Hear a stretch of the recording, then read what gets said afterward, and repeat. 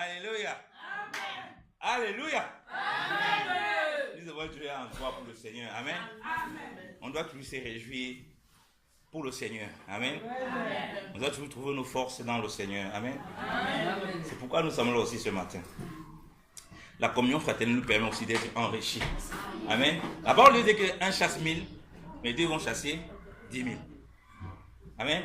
On chasse toujours le double. Bon, pas le double, c'est la puissance 10. Donc, quand on est unis encore, on est plus fort. Amen. C'est pourquoi il faut désirer la communion fraternelle. Il faut aimer la communion fraternelle pour partager le repas du Seigneur. Le repas du Seigneur, c'est aussi ça. Ça montre la fraternité, comme on l'a déjà vu plusieurs fois. La fraternité qu'on doit avoir les uns les autres. La fraternité qu'on doit avoir dans nos maisons. La fraternité qu'on doit avoir envers ceux qui ne connaissent pas le Seigneur. Selon les limites que le Seigneur nous donne avec ceux qui ne le connaissent pas. Alléluia. Amen. Ce matin, je voulais brosser un petit truc. Bon, on est toujours dans le repas du Seigneur. Parler un peu de la Pentecôte. Amen. Bon, nous ici, on ne suit pas un calendrier religieux. On n'essaye pas. Mais j'ai dit toujours, il ne faut pas dire on ne suit pas un calendrier religieux sur le plan humain, alors que spirituellement, on suit ce calendrier religieux. Donc, il est important que nous, en tant qu'enfants de Dieu, nous comprenions comment nous marchons, les choses qui sont expliquées dans la parole de Dieu, et surtout que nous désirons le vivre. Amen. Amen. Donc, je vais mettre tout ça dans le cadre du repas du Seigneur, essayer de nous ramener dans le repas du Seigneur, mais en parlant un peu de la Pentecôte. C'est quoi la Pentecôte? Bon, beaucoup de personnes, c'est 50 jours après la Pâque. C'est que la parole de Dieu nous explique. Et la Pentecôte, à l'origine, est une fête juive. La Pentecôte, à l'origine, est une fête juive. La fête de la Pentecôte.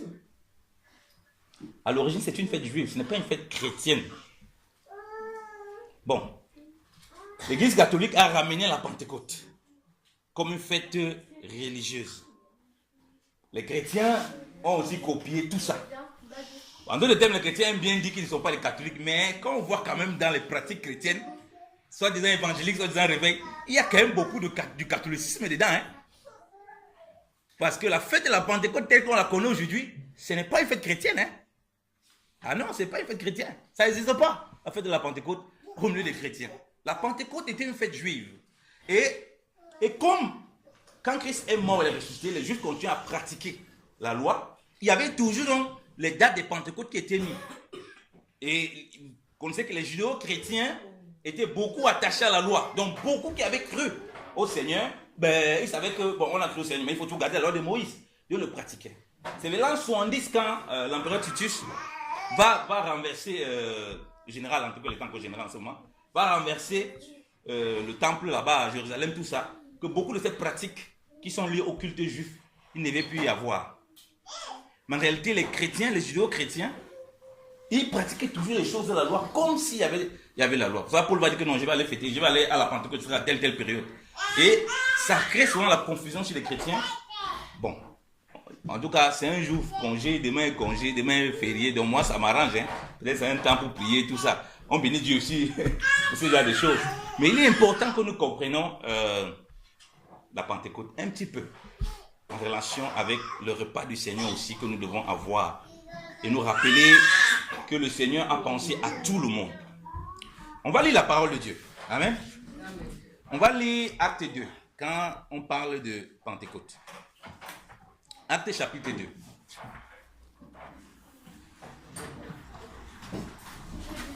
Acte chapitre 2.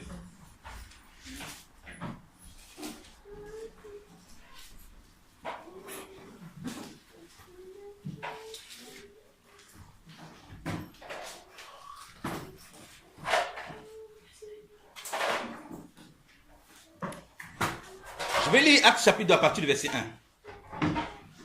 Il est dit dans la parole, et comme le jour de la Pentecôte était venu, ils étaient tous ensemble dans un même lieu, et il se fit tout à coup un son du ciel, comme est le son d'un vent qui souffle avec véhémence. Il remplit toute la maison où ils étaient assis. Et il leur apparut des langues divisées comme de feu, qui se posaient sur chacun d'eux. Et il apparut les langues divisées comme le feu, qui se posèrent sur chacun d'eux. Et ils furent tous remplis du Saint-Esprit et commençaient à parler des langues étrangères selon que l'Esprit les faisait parler.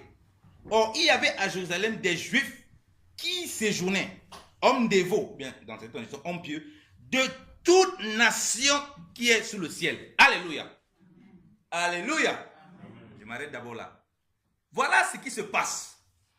Quand Christ a laissé ses disciples, après l'ascension, il a demandé à ses disciples d'aller attendre à Jérusalem la promesse du Père.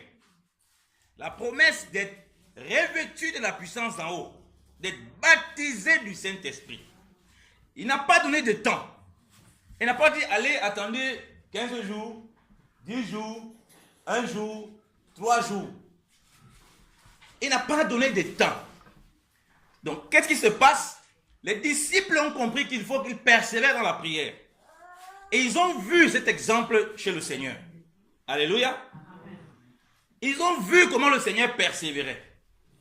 Le premier niveau que je vais attirer mon attention ici, c'est qu'en tant qu'enfant de Dieu, les promesses du Seigneur, les choses que le Seigneur veut faire avec nous, bien aimés dans le Seigneur, ils s'attendent dans la prière. Alléluia. Amen. Ils s'attendent dans la prière.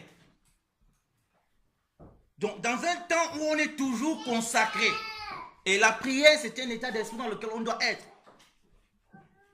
Pourquoi il y a les frustrations?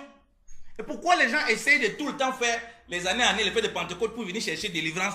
Le jour de la Pentecôte, ils essaient de s'enfermer pour faire ces choses. Parce qu'ils refusent de comprendre la portée spirituelle des choses.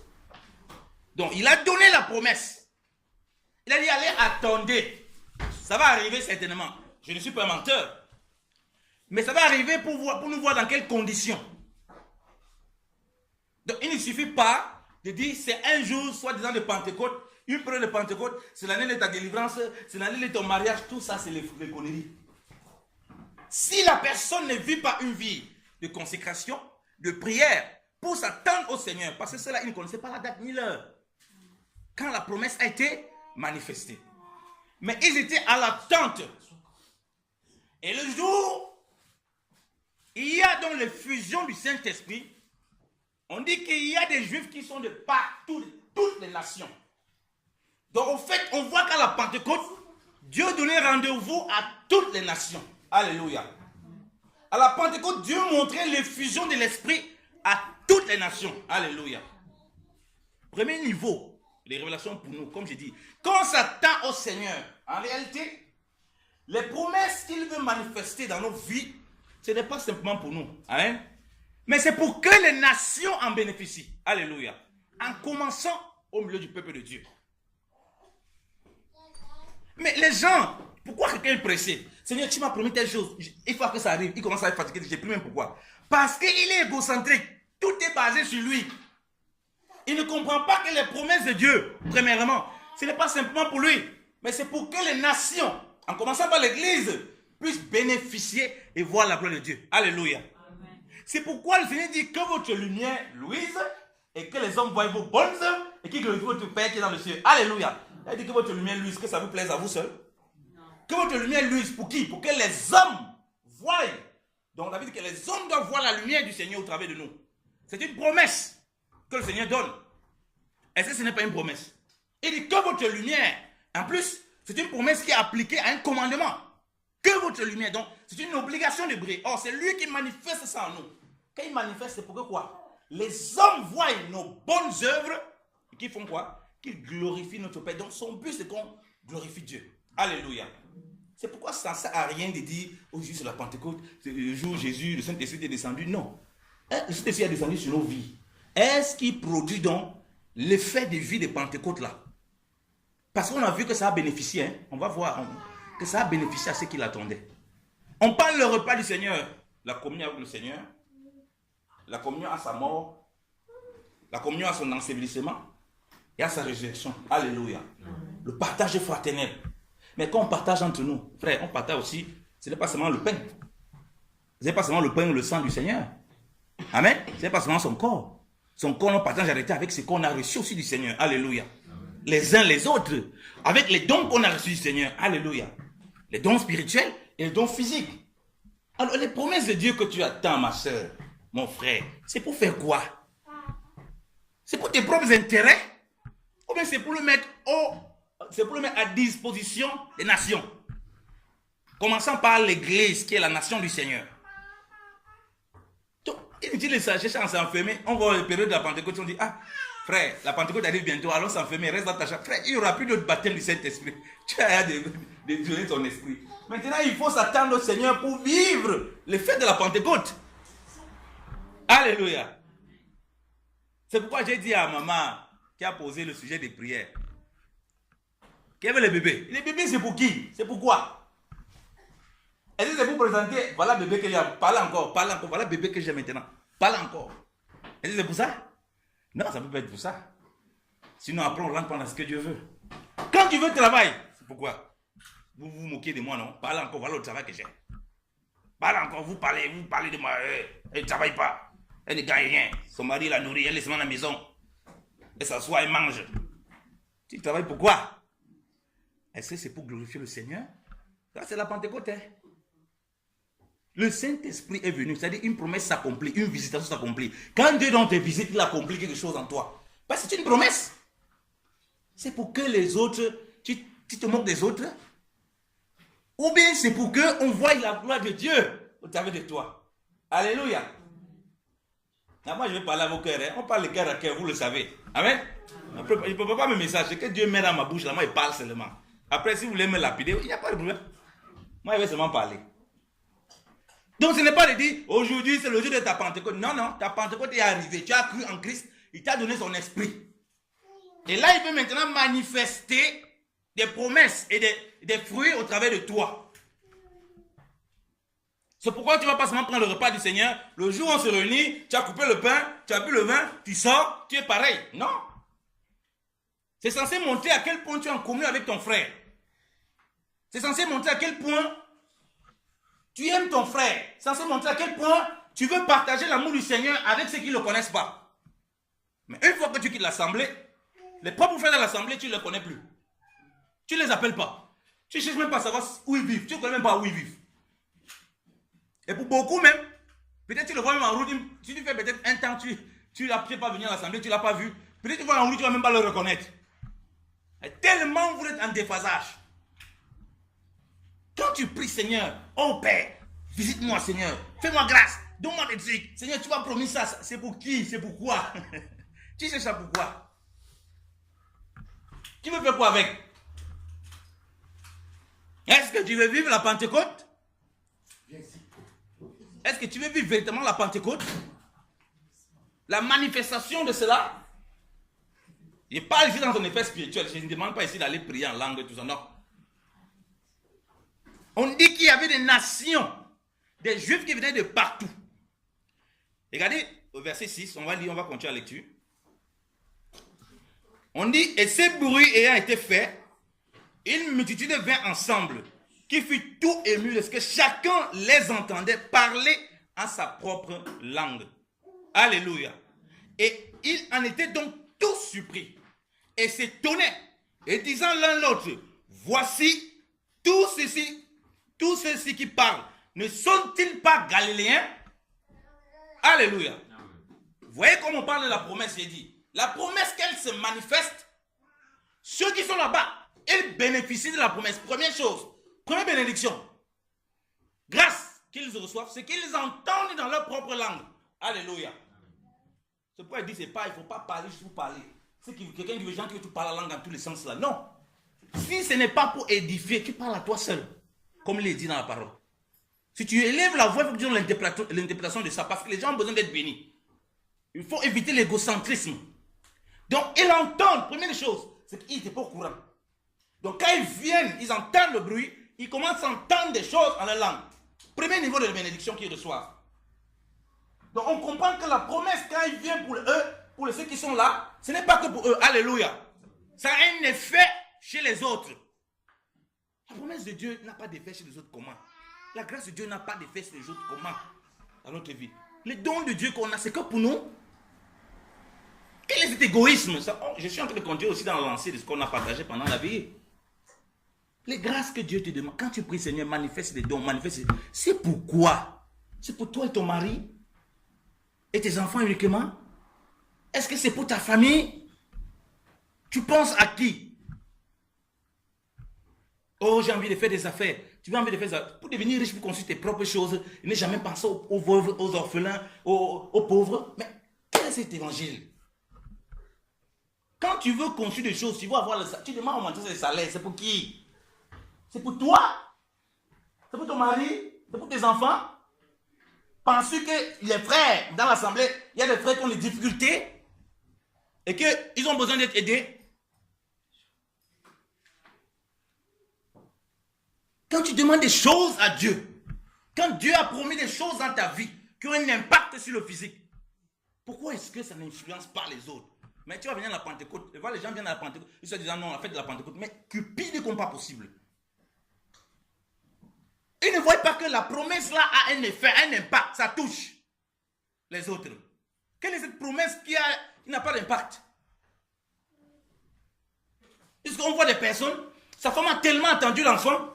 Quand la femme accouche, le gars interdit les gens de venir chez lui. Hein. Pendant un bon bout, il a peur qu'on tue son enfant. Et après, quand l'enfant, après 1 an et demi, 2 ans, c'est là où il permet les gens de venir chez lui. Vous imaginez où les gens vont, dans quoi les gens peuvent se mettre? Mais il est là tous les jours, du Seigneur, merci pour cet enfant. Oh, mais gloire à Dieu. Non, non, tu n'es pas en train de remercier le Seigneur, tu te moques de lui. Parce que c'est pour ton propre intérêt que tu as l'enfant, que tu vois l'enfant. Il est devenu ta propriété. Ça n'a pas d'effet sur les autres, c'est que tu bénéficies de Dieu. Bien-aimé dans le Seigneur, ce matin, nous voulons toujours parler. J'ai toujours, comme j'ai dit, avec le repas du Seigneur, la fraternité. Donc, on va partager le pain. C'est aussi le partage de ce qu'on a reçu. Alléluia. Partage des biens qu'on a reçus. Alléluia. Partage de tout ce qu'on a reçu de Dieu. C'est pourquoi ce matin, nous devons faire très attention. Donc ceux-là, ils entendaient en langue. Continuons la lecture. Verset 8. Comment donc chacun de nous les entendons-nous parler la propre langue du pays où nous sommes nés? Alléluia. Comme je dis, dans la Pentecôte, Dieu n'avait pas simplement pensé aux Juifs qui étaient à Jérusalem. Il avait pensé aussi à ceux-là qui étaient dans d'autres nations. Et certains étaient nés, peut-être même sans jamais avoir parlé le pur juif. Ils étaient nés dans les nations étrangères. Ils parlaient des langues dans les nations étrangères. Et puis ils étaient étonnés parce qu'on les parle en leur propre langue. On les approche en leur propre langue. Vous voyez que Dieu n'a oublié aucune nation. Vous voyez que Dieu voulait que l'évangile soit annoncé dans les langues où les gens se trouvent. Aujourd'hui, tous les chrétiens veulent devenir des juifs. Tout le monde veut devenir des juifs. Ils portent les noms juifs et c'est devenu maintenant l'identité. Ils veulent aller tous à Jérusalem, se baptiser au Jourdain. Même les pasteurs, tu dis, c'est quelle qualité ça? Ils apprennent le juif plus que leur langue. Bien aimé, si le français n'est pas ta langue, c'est lingala, il faut bénir Dieu là-dedans. Alléluia! Amen. Le français, ce n'est pas ta langue, c'est le lingala. Dieu a dit, c'est au nouvel intelligent pour qu'ils entendent là où ils sont nés. C'est la vérité. Bien aimé dans le Seigneur. Chacun là où il était, il entendait à sa propre langue. Pourquoi Dieu n'a pas fait que eux, on parle en hébreu là-bas, eux, ils commencent à comprendre l'hébreu? Pourquoi pas l'inverse? Dieu n'est pas un Dieu égoïste, cupide. Il veut que tout le monde, en tout lieu, entende parler de la gloire de Dieu en Jésus-Christ. Alléluia.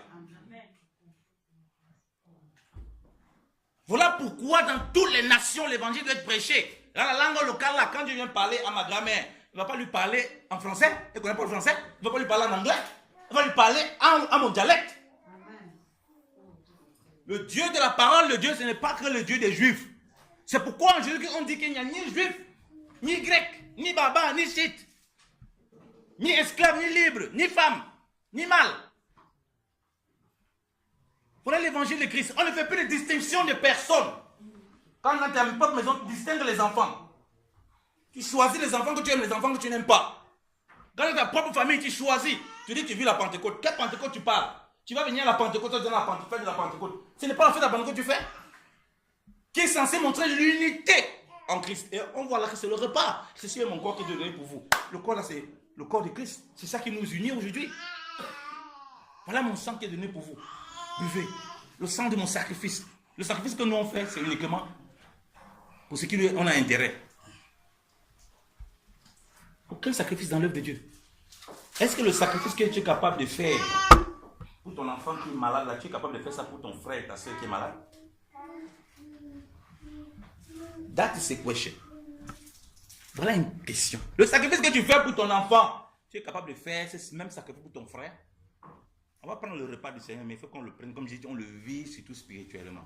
Ça ne sert à rien de manger physiquement les trucs. Et spirituellement, nos vies ne reflètent pas ce repas-là. On le prend aussi indignement. Donc ce soir encore, ce matin encore, autant pour moi, on revisite encore notre façon de voir la Pentecôte. La Pentecôte, une promesse est accomplie. Cette promesse, comme j'ai dit, elle impacte les autres, elle touche les autres. Ceux-là même qui sont là, ils ne se rendent même pas compte. Ils voient que la grâce que Dieu leur fait, ça touche les autres. Ils les entendent parler à leur propre langue. Continuons la lecture. Il dit, verset 9, Parthes, Médès, Élamites, et nous qui habitons les uns dans la Mésopotamie, les autres en Judée et en Cappadoce, au pays des Ponts et en Asie, en Phrygie, en Pamphylie, en Égypte, dans ces quartiers de la Libye qui est près de Cyrène, et nous qui demeurons à Rome, tant juifs que prosélytes, crétois et arabes, nous les entendons parler chacun à notre langue des merveilles de Dieu. Alléluia! Amen. Alléluia! Amen. Ça c'est merveilleux. Dieu a réuni les nations. L'Afrique est représentée. Quand les gens entendent, les gens disent, non, l'évangile c'est les blancs qui ont amené. Mais tu as lu la Bible? Quel blanc a amené l'évangile? Ces propres gens qui venaient de l'Égypte, de la Libye. C'est où? C'est en Europe? Quoi, quand les gens lisent pas la Bible, commencent à inventer des choses. Donc, ils viennent, vous voyez comment ils viennent pour écouter l'évangile. Dieu a réuni toutes les nations. On voit les Arabes, on voit toutes les nations sont représentées pour entendre l'évangile et les merveilles de Dieu. Donc ils attendaient pas simplement n'importe quelle parole. Oh, ils parlent c'est partout, à notre dialecte, mais ils parlent même quoi. Ils entendaient les merveilles de Dieu. Alléluia. Voilà pourquoi on me dit les promesses que Dieu doit nous accorder doivent tellement avoir de l'impact, se manifester au travers de l'Église, au travers de ceux qui ne connaissent même pas le Seigneur, pour qu'ils voient la gloire de Dieu. Alléluia. Amen. Pour qu'ils entendent les merveilles de l'Évangile, le mystère de Christ et de l'Église, qui est grand, le mystère de Dieu, le mystère de la croix, qu'ils nous voient ça au travers de nous. C'est renoncement pour vivre ce vrai repas du Seigneur. Alléluia. Amen. Et ils entendaient tous, dans les différentes langues. Donc vous voyez que l'évangile ici, ce n'est pas un évangile des blancs. La promesse, ce n'est pas une promesse pour les juifs. Ce n'est pas une promesse que pour les juifs. Ce n'est pas une promesse que pour les arabes. C'est pour nous tous. Alléluia. Ça, c'est la Pentecôte. Inutile de dire, si la fête de Pentecôte, allez s'enfermer, faites des séminaires et des séminaires pour expliquer ce que P veut dire, ce que E veut dire, ce que N veut dire. Ça, c'est quoi ça? Pourquoi il faut amener les gens dans la distraction comme ça là? Pourquoi T veut dire, O veut dire ceci, le jour de T, le jour de ta transmission. Et puis, c'est quoi ça? Qu'est-ce qu'on amène? Où est-ce qu'on amène même les chrétiens? Nous devons vivre maintenant parce que les fêtes juives en réalité étaient prophétiques. Le premier niveau des fêtes juives, ça montrait que les hommes étaient sous l'esclavage. Les hommes sont sous l'esclavage, donc nous sommes sous l'esclavage, nous attendons la délivrance. Parce que ces fêtes-là, il y avait toujours, on parle de fêtes, il y avait toujours la réjouissance après. Donc, comme nous sommes sous l'esclavage, nous nous réjouissons, nous attendons la délivrance. La délivrance, donc, quand elle vient, elle nous amène à nous réjouir vraiment. Alléluia. Mais une fois qu'elle soit accomplie, comment est-ce que nous, on peut encore passer le temps à chercher à fêter ce genre de fêtes comme ça là? Il y a un problème. C'est comme si on n'était jamais délivré. Pourquoi on veut reproduire les fêtes de Pentecôte dans le monde chrétien? C'est pour dire qu'en réalité, vous n'êtes jamais délivré. Parce qu'il faut le faire complètement. Hein. Il faut faire les sacrifices qu'on faisait sous la loi. Tous les trucs des boucs, des taureaux, il faut tout refaire ça. Mais Christ a déjà accompli. C'était là pour nous montrer que voilà les sacrifices qui vont arriver pour votre péché. Vous commencez à vous réjouir en attendant. Ah, on s'est réjoui, Seigneur. Tu as promis le sacrifice pour nous délivrer. Le sacrifice est arrivé. Notre réjouissance, donc, c'est permanemment. Alléluia. C'est tous les jours. Ce n'est plus un jour qu'on appelle Pentecôte et puis on vit comme on veut. Et puis on vient le jour là, on dit non, on est dans la Pentecôte. On s'enferme, c'est un jour de recherche du Saint-Esprit. En 2010, quand j'ai fait au Cameroun, je dois visiter une assemblée là-bas. Un frère avec qui je servais le Seigneur, il me donne les assemblées pentecôtistes. Il me donne une adresse, voilà, je dois rencontrer des personnes là-bas et tout, je dois aller. Moi, c'est très calme. Et puis, je demande le programme de l'assemblée, tout ça. Ah, j'entends le programme de l'assemblée. Lundi, quoi, la prière de quoi jeudi, vendredi, recherche du Saint-Esprit. Ah, moi, j'avais jamais vu ça. Donc, toutes les semaines, il y a 2 jours, 1 ou 2 jours dans la semaine, qui a recherche du Saint-Esprit. Mais ça, c'est curieux, hein. Mais j'ai demandé j'ai demandé comme un naïf. Mais le programme là, quand même, c'est compliqué, hein. Bon, ils avaient mis autre programme et tout. Recherche du Saint-Esprit. Mais entre-temps, la personne, il parvient à vivre la vie chrétienne comment? Comme il doit rechercher le Saint-Esprit. Il parvient à vivre la vie chrétienne comment? Moi, je ne sais pas. S'il n'a pas le Saint-Esprit, comment il va vivre la vie chrétienne là? La CES, je ne sais pas quoi dire. Peut-être il faut poser la question aux responsables, aux anciens. Parce que moi-même, je n'ai jamais posé la question. Donc, on est vraiment dans le programme. Donc, il y a 2 jours où les gens vont s'enfermer pour rechercher le Saint-Esprit. Ils recherchent le Saint-Esprit. Ce n'est même pas une fois par mois. C'est chaque semaine. Vous imaginez? Mais la personne, je lui ai demandé, mais il va vivre sa vie chrétienne comment? Comment cette personne va pouvoir vivre sa vie chrétienne? Chaque semaine, il a 2 jours. Il reçoit là-bas, il dit, tu as reçu le Saint-Esprit? Non. Il vient encore la semaine prochaine, tu as le Saint-Esprit. Un jour, ils sont obligés de mentir parce qu'ils commencent à rendre compte. Et tous les gens qui sont avec moi disent que j'ai reçu le Saint-Esprit. Disent, hey, comment tout le monde commence à dire que j'ai reçu le Saint-Esprit? Pour que je sorte de cette salle, de ce programme, pourquoi on me dit que j'ai reçu le Saint-Esprit? C'est où maintenant les gens sont obligés d'inventer des parlants là. Comme ils voient comme ça, hey, mais on est venu ici 10. Oui, parle, il commence aussi. Il a reçu aussi. Là aussi, il a reçu le Saint-Esprit. Allez, sors, frère. Ne viens plus dans les jours du Saint-Esprit. On a vu des choses terribles. Hein? Quelqu'un, il lève. On dit c'est pas la langue. Hein? C'est toutes les langues comme ça là. Ça, c'est les langues. Et... il dit non, parce qu'on veut le sortir du programme du baptême du Saint-Esprit, des recherches du Saint-Esprit. Vous voyez ce qui arrive? La promesse, on l'attend dans le calme. Quand ça devient une contrainte comme ça, il y a problème. Donc voilà pourquoi j'ai dit que ce matin, bien aimé dans le Seigneur, on comprend encore que l'évangile, ce n'est pas fait pour les juifs, ce n'est pas fait pour les blancs, c'est fait pour toutes les nations. Alléluia. C'est fait pour toutes les nations. L'Afrique n'est pas épargnée là-dedans. S'ils ont reçu l'esprit de la Pentecôte, l'esprit du Seigneur comme ça, ils doivent pouvoir manifester aussi l'amour du Seigneur, c'est-à-dire répandre ça dans leur continent. Alléluia. Ce n'est pas aux autres personnes de le faire à leur place. Alléluia. Voilà ce que ça vient produire, l'évangile. Donc nous allons prendre encore le repas du Seigneur. Et nous allons supplier aussi le Seigneur de faire en sorte que la grâce, comme nous parvenons à prendre ces repas, que des gens aussi puissent le prendre, ceux qui ne le connaissent pas puissent le prendre, le connaître. Alléluia. Réalisez comment il est bon. Nous allons encore dire, Seigneur, les grâces et les dons que tu nous as accordés, que nous puissions partager ça avec ceux-là dans le monde qui ne te connaissent pas. Alléluia. Et nous voyons ceux qui te connaissent, Seigneur. Que nous puissions vivre le même sacrifice que tu as donné, que tu as fait. Que nous puissions vivre ça. La parole de Dieu dit que comme lui-même il s'est donné en sacrifice, que nous-mêmes nous exposons nos vies pour nos frères. Alléluia. Et là on est dans un véritable repas du Seigneur, bien-aimé. Un repas en esprit et en vérité. Manger et boire et ne pas vivre ce repas spirituellement, on se rend coupable de toutes ces choses. Donc ce matin, bien-aimé dans le Seigneur, quand Papa Jean-Marie va nous conduire dans tout ce qui sera le repas, on va partager le repas du Seigneur, que nous soyons vraiment bien-aimés dans le Seigneur, encore dans la joie de cette Pentecôte du Seigneur, sachant ce qu'il a accompli.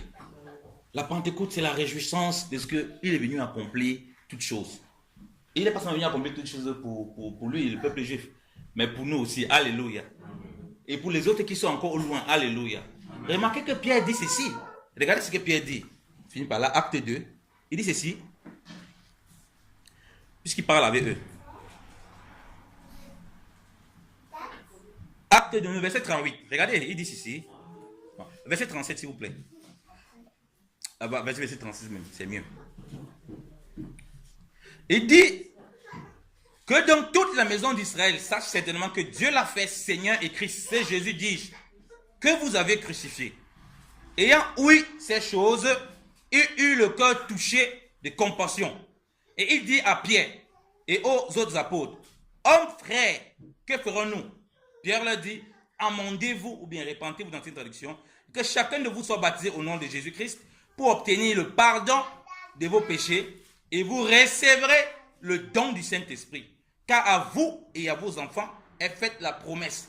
Et à tous ceux qui sont au loin, autant que le Seigneur notre Dieu en appellera à soi. Alléluia. Vous voyez que la promesse qu'elle vient, il dit que ce n'est pas simplement pour vous et vos enfants. Et aussi pour tous ceux que le Seigneur appellera aussi longtemps au loin. Alléluia. Vous voyez que la promesse qu'elle vient s'accomplir, elle ne vient pas s'accomplir seulement pour nous. C'est aussi pour nos enfants. C'est aussi pour ceux qui sont loin. Alléluia. Comprenez donc qu'on a reçu le Saint-Esprit. On devient maintenant participant à la manifestation de cette promesse-ci. Premièrement par le Saint-Esprit. Ensuite par les promesses que Dieu nous donne. Toutes les promesses, toutes les grâces que Dieu nous accorde. Ce n'est pas simplement pour nous. C'est pourquoi on dit que les dons sont pour l'éducation du corps de Christ. Savoir être hospitalier, accueillir les gens, tout ça. Quand Dieu t'apporte ces grâces, c'est aussi pour que les gens puissent voir ça. Non seulement copier, mais au travers des choses, ils soient touchés. Alléluia. Il ne faut pas identifier parce que quelqu'un s'est mis ici devant. Non, chacun dans ce que Dieu lui a donné. Ça semble être anodin. Même l'eau à boire que tu peux donner à quelqu'un qui a soif. Au travers de ça. Bien aimé. Même le bonjour que tu peux apporter un matin à quelqu'un. Parce que toi, tu es enfant de Dieu. Tu le fais avec un cœur sincère. Tu changes la vie de quelqu'un ce matin-là. Alléluia. Comprenons que tout ce que nous avons reçu, cette grâce, cette joie qu'on a reçue, Seigneur, partageons-le aisément et librement. Amen. On va prier. Seigneur, nous voulons te bénir, nous voulons te rendre grâce au Père. Merci encore pour ta parole ce matin, oh Dieu. Papa, merci parce que tu nous réalises, tu nous fais encore réaliser au Père que ta promesse, Seigneur, à la Pentecôte, oh mon Dieu, mon roi, Papa, n'était pas simplement pour ce peuple qui t'attendait, pour ceux à qui tu as dit allez attendre la promesse, mais aussi pour nous, ô Père, et pour nos enfants, et pour tous ceux que tu appelleras, Seigneur de gloire, qui sont aussi loin, ô Père. Et ce matin, Seigneur, nous voulons qu'on nous rende compte, ô Père, et nous nous rendons compte que nous sommes participants à cette promesse, ô Père, afin de la manifester, ô Père. Père, que nous sommes encore ces instruments, ô Père, qui manifestent, Seigneur de gloire, oh, toutes les promesses, Seigneur de gloire, que tu nous as données. Papa, pour l'église, Seigneur de gloire, pour nos familles, Seigneur de gloire, pour nos amis, pour nos collègues, pour tous ceux-là qui ne te connaissent pas, Père, au nom de Jésus-Christ de Nazareth. Seigneur, merci pour ta grâce, Seigneur. Merci pour ta bonté, ô Père, dans le nom de Jésus-Christ de Nazareth. Amen. Que le Seigneur vous bénisse abondamment. Amen. Amen. Est-ce qu'on pourrait lire rapidement l'évangile de Jean?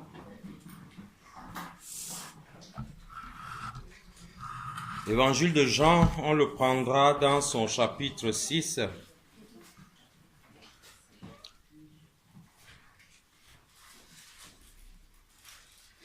On pourrait lire à partir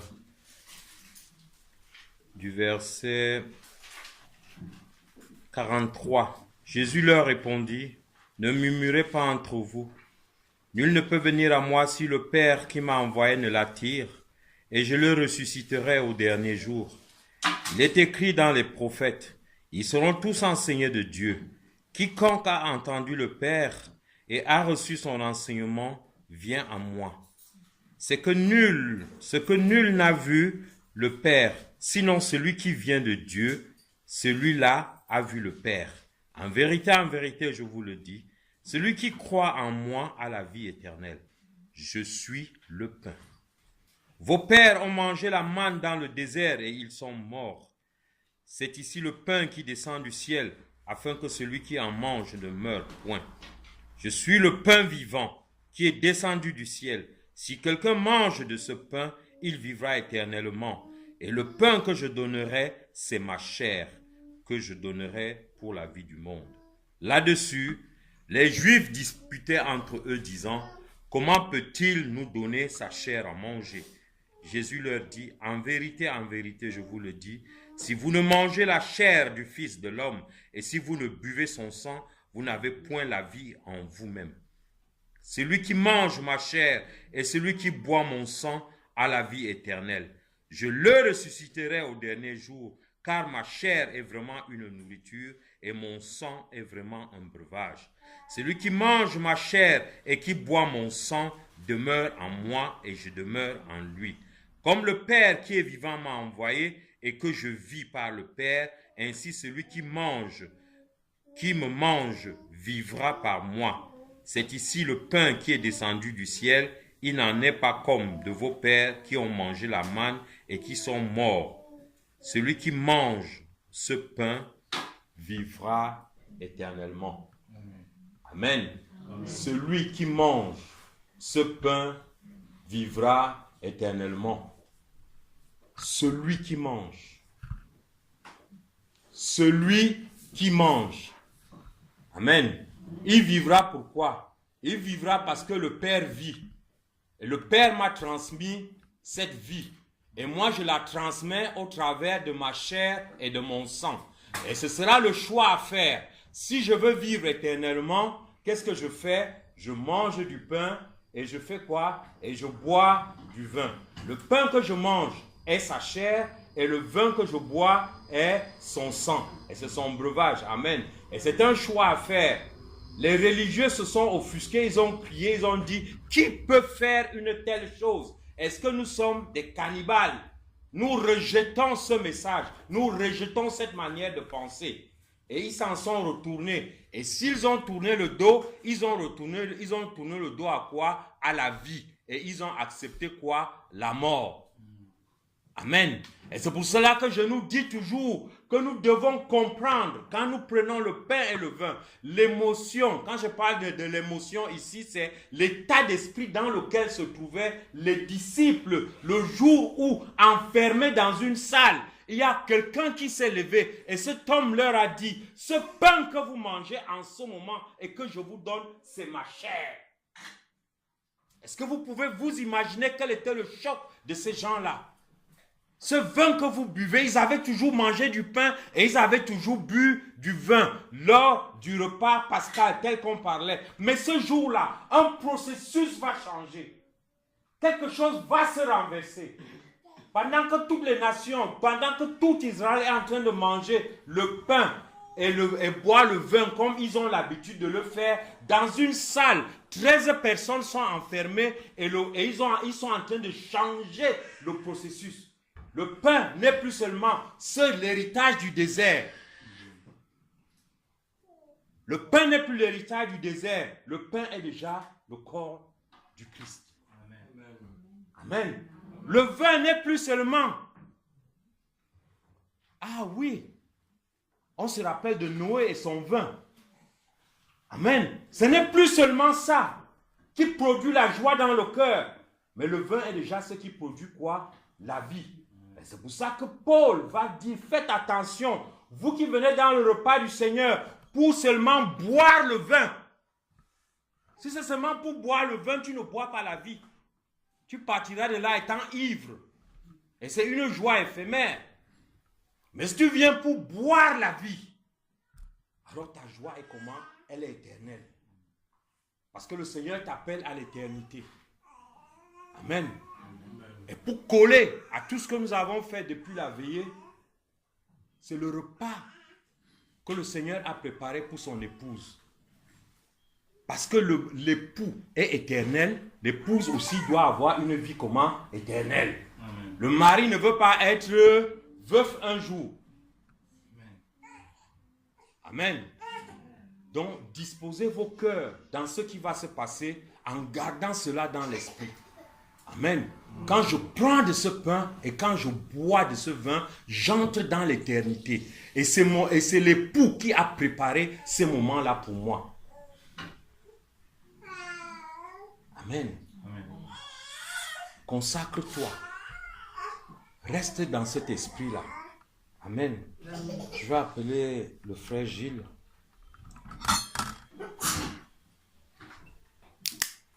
Tu vas te laver les mains là et puis... Amen. C'est ainsi que la Bible nous dit que le jour du dernier repas avec ses fidèles, il a pris du pain. Amen. Il a rompu ce pain. Amen. Et il a partagé à ses disciples. Il a rendu grâce. Amen. Grâce, nous rendons grâce au Père pour ce pain. Parce que c'est aussi l'œuvre de nos mains. C'est le blé. Nous l'avons travaillé. On a transpiré. Amen. Mais aujourd'hui, Dieu voudrait qu'on comprenne que ce pain n'est pas seulement là pour rassasier nos ventres. Amen. Mais par l'œuvre de l'époux qui s'est donné. Amen. Ce pain devient la source de notre vie. Amen. Et c'est dans ce sens-là que ce matin, nous prenons de ce pain. Amen. Cache ce pain. Non, jamais passera. La parole de Dieu jamais ne passera. Non, jamais. La sœur. La parole de Dieu jamais ne passera. De même, il prit le vin. Amen. Il bénit et rendit grâce au Seigneur. Amen. Et il a dit ça c'est un breuvage spirituel, ce n'est pas un breuvage physique. Amen. Dès lors que je le prends, je ne le prends plus pour la même raison de l'ivresse. Amen. Il n'y a pas de confusion dans la maison du Seigneur. Je le prends maintenant comme étant le breuvage spirituel qui me dépouille de toute souillure. Amen. Et qui scelle mon éternité. Voilà.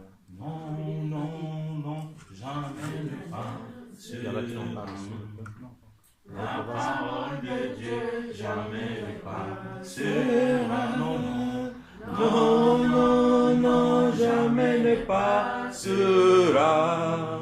La parole de Dieu jamais ne passera.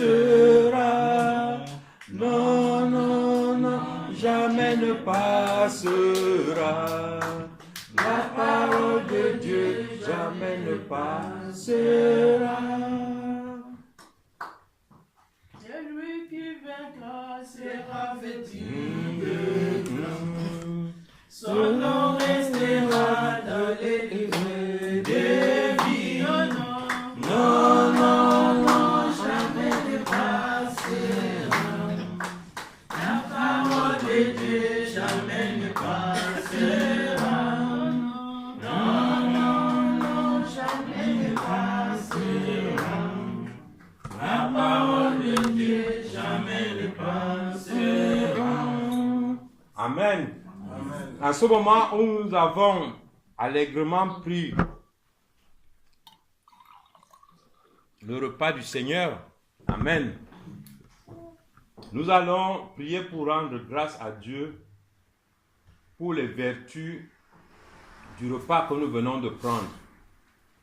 N'oubliez pas la parole que la sœur a proclamée au départ de ce programme. Elle a dit, nous allons boire la coupe du Seigneur.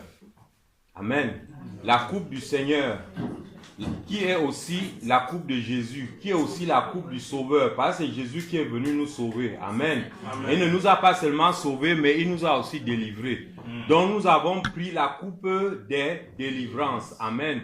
Et continue à prier maintenant pour rendre grâce au Seigneur pour le repas que tu viens de prendre. Et aie en tête la coupe des délivrances. Oh merveilleux Dieu, de quoi je pense que je veux être délivré? Qu'est-ce qui m'agite encore? Quelle est la maladie qui me tracasse encore? Quel est le souci qui me tracasse encore? Quel est le besoin qui me tracasse encore? Je prends la coupe de délivrance afin d'en être délivré parfaitement. Amen. Béni sois-tu, merveilleux Seigneur. Toi qui au milieu de nous es venu démontrer ton amour. comme tu le dis, je livre ma chair pour votre salut. J'accepte la mort pour que tu vives. J'accepte l'humiliation pour que toi tu sois élevé. J'accepte la faiblesse pour que toi tu sois fort. J'accepte d'être meurtri, que ma chair soit déchirée, mais afin que toi tu sois guéri. Ô Seigneur, nous contemplons ton amour, ta grâce et ta miséricorde, et nous faisons le choix, ô Père éternel, au travers du repas que nous avons pris, de recevoir ainsi ta grâce et tes vertus au nom tout-puissant de Jésus. À toi l'honneur, à toi la grâce, à toi la puissance, d'éternité en éternité. Au nom de Jésus, nous avons prié. Amen. Amen.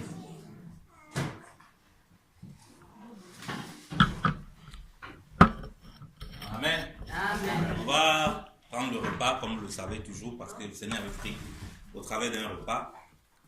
Toujours pour marquer cette unité dans l'esprit avec le Seigneur, il prenait un vrai repas avec ses disciples.